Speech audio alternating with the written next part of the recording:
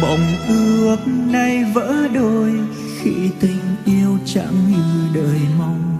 Làm sao để cho bao yêu thương quay về nữa? Dù tôi vẫn yêu mình em, dù yêu thương vẫn luôn đậm sâu, mà hôm nay tôi phải buông tay cho người ra đi. Chẳng phải tôi đổi thay, mà là do chính em đổi thay. Vì tôi thấy tim em giờ này không còn cảm giác. Thà đau đớn một lần thôi, thà buông tay để em rời xa. Vì tôi đây chẳng thể cho bao điều em mong. Rồi sẽ cố quên người, quên hết đi từng tháng năm còn nhau. Sẽ xem như cơn mơ vừa thoáng qua, rồi chẳng suy nghĩ thêm nhiều. Tự nhủ kết thúc như vậy sẽ tốt hơn và sẽ thấy nhẹ nhàng. Dẫu mai đây bên em là ai, chẳng phải tôi chỉ mong em sẽ mãi hạnh phúc hơn bên tôi.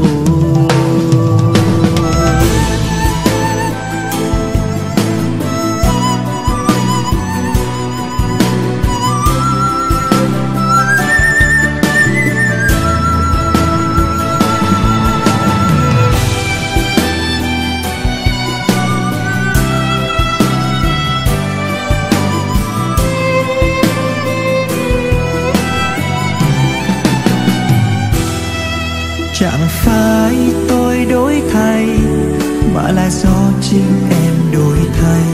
Vì tôi thấy tim em giờ này không còn cảm giác. Thà đau đớn một lần thôi, thà buông tay để em rời xa. Vì tôi đây chẳng thể cho bao điều em mong. Rồi sẽ quên hết đi từng tháng năm còn nhau.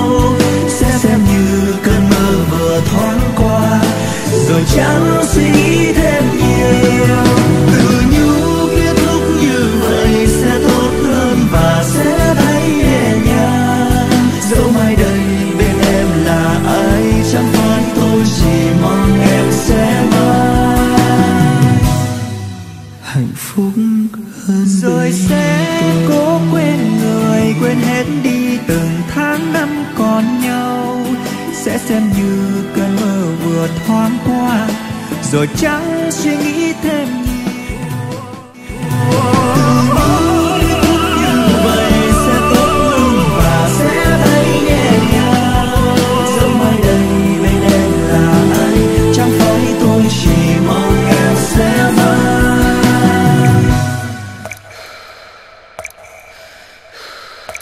hạnh phúc hơn bên tôi.